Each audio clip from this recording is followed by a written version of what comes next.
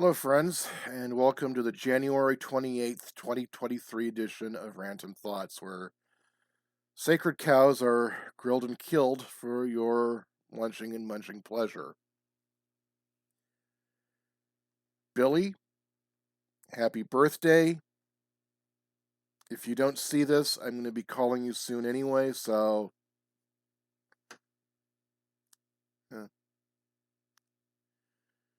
we really should hang out and have some lunch sometime. We don't really get to do that enough these days. All right.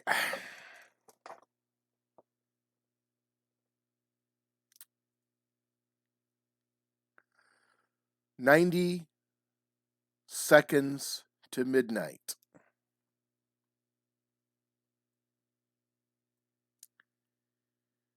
That is what a press release from the Bulletin of Atomic Scientists says. 90 seconds to midnight. We are the closest to doomsday we have ever been. So I'm gonna read I won't read the whole thing because parts of this press release is climate alarmist and COVID alarmist rubbish, but the what it has to say about the threat of nuclear war is very relevant, and you need to hear this.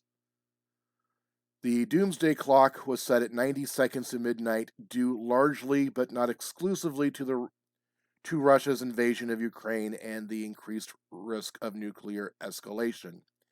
The new clock time. Yes, skim past this. Rachel Bronson, PhD and CEO, Bulletin of the Atomic Scientists, said, "We are living in a time of unprecedented danger, and the doomsday clock time reflects that reality. 90 seconds to midnight is the closest the clock has ever been set to midnight, and it's a decision our experts do not take lightly. The U.S. government, its NATO allies, and Ukraine have a multitude of channels for dialogue. We urge leaders to explore all of them to their fullest ability to turn back the clock. The doomsday clock time is set by the Bulletin of the Atomic Scientists Science and Security Board with the support of the Bulletin's board of sponsors, which includes 10 Nobel laureates. Previously, the doomsday clock had been set at 100 seconds to midnight since 2020.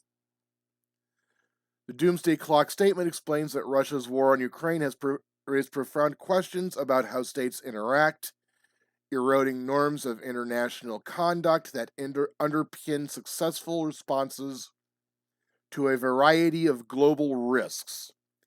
And worst of all, Russia's thinly veiled threats to use nuclear weapons remind the world that escalation of the conflict, by accident, intention, or miscalculation, is a terrible risk.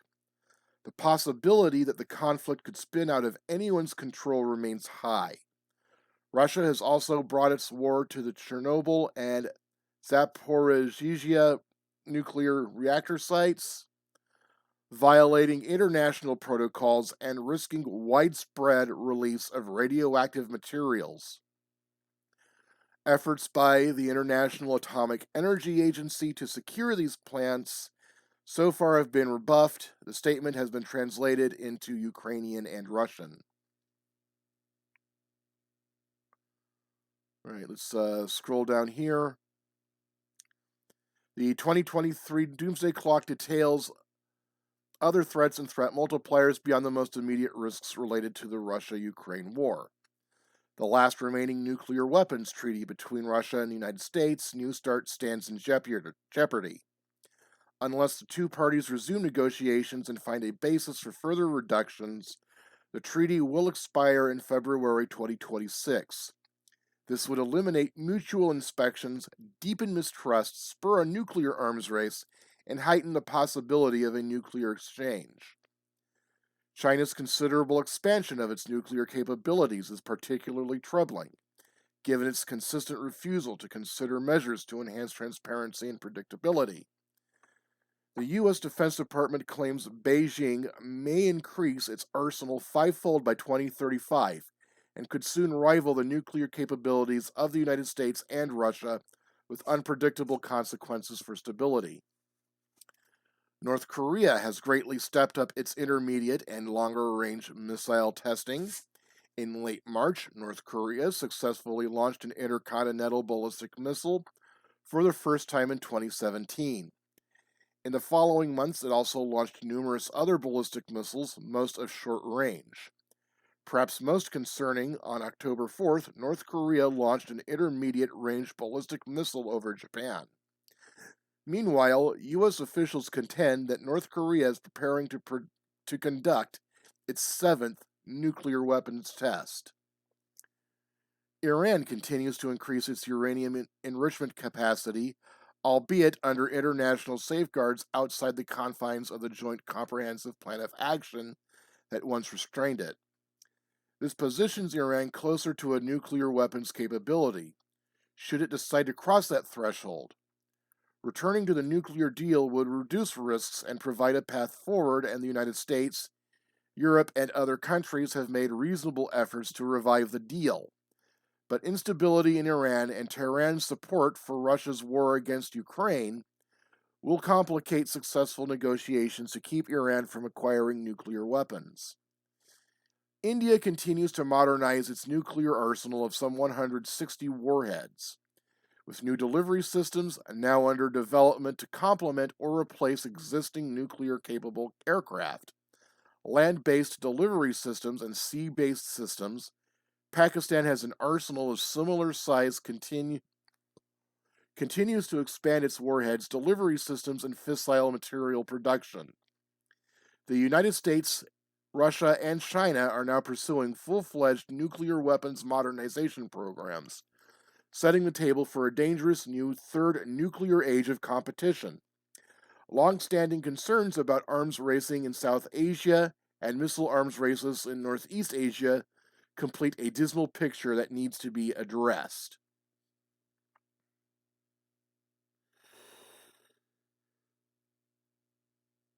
Okay. 90 seconds to midnight. This is serious business, folks. That's why I'm not talking about the Kalina George, aka Agent Yoga Pants situation. Why I'm not talking about any of that other drama or hoo-ha over on Twitter. This is what we should be focused on. All right. It is urgent that we put a stop to America's involvement in the Ukrainian Russian war. No more sending them money, no more sending them tanks. Hell no to troops on the ground.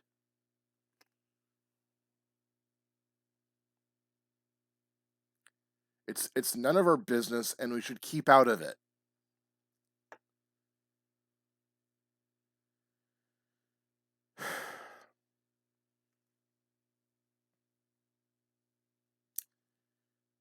We need to return to America's traditional foreign and defense policy that we had from 1776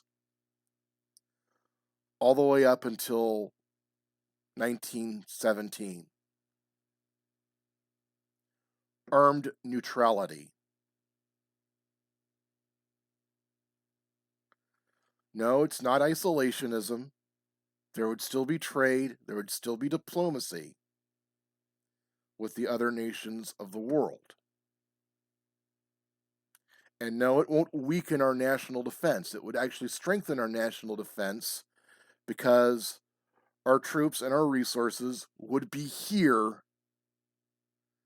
defending American soil and American lives which, by the way, are real American interests, instead of spread thin around the globe, serving the New World Order agenda, or bogged down in the Middle East doing the dirty work for a bunch of spoiled Gulf state princelings and some crooked politician in Tel Aviv.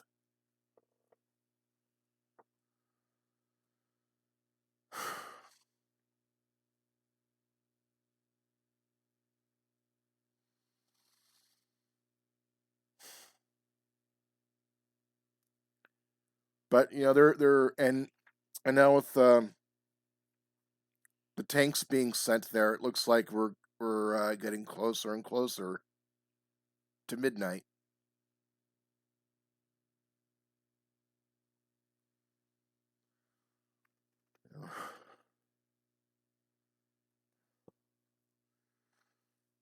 And it's so urgent that the Libertarian Party is collaborating with the People's Party, which is a left-wing alternative party,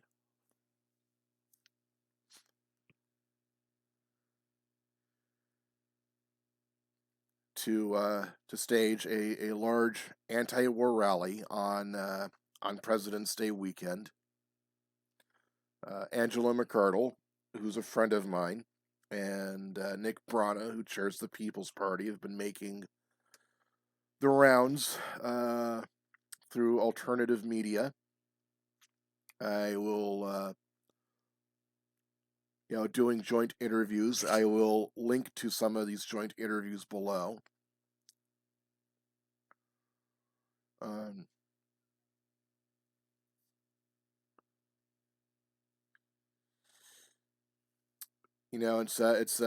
It's very important work that they're doing, that we're doing, and we do need to set aside our differences and whatever reservations we have about each other, and unite for this noble goal of peace, and don't let anyone call you a coward or weakling for saying no to war. Saying no to war comes from a place of strength, and it comes from a place of courage.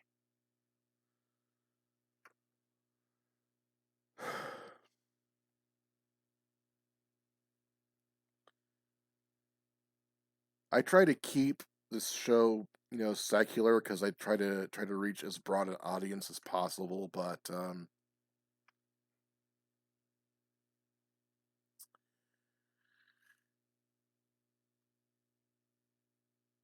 let's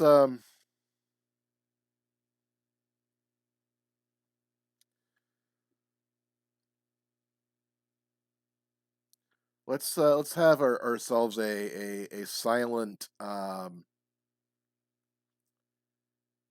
2-minute prayer for peace and diplomacy, and for cooler heads to prevail.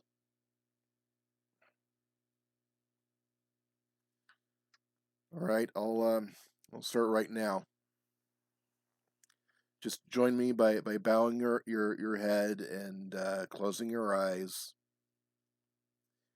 If praying is not your thing, thoughts, positive energy, whatever it is you believe in, that's that doesn't hurt. So let's bow our heads and pray for peace for a couple of minutes.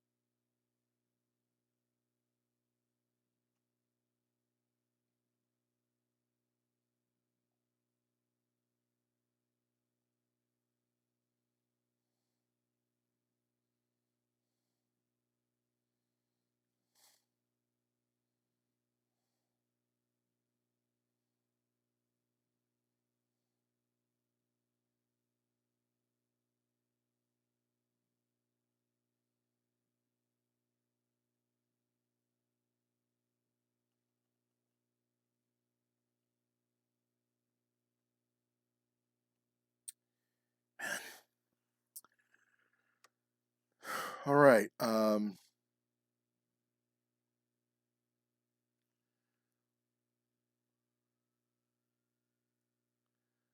So, like I said, I'm going to post some links to those interviews below in the description. I'm also going to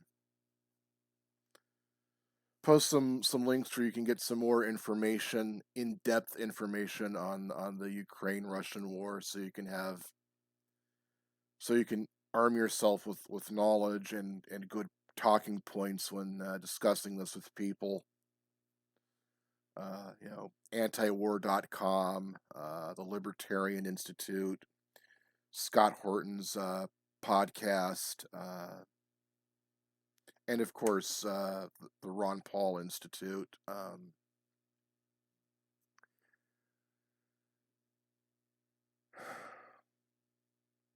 So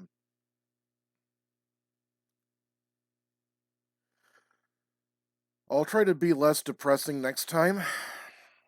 I love you all.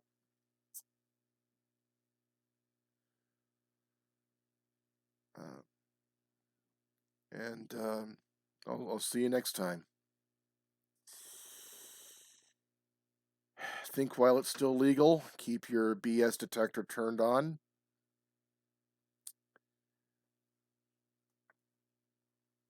Peace.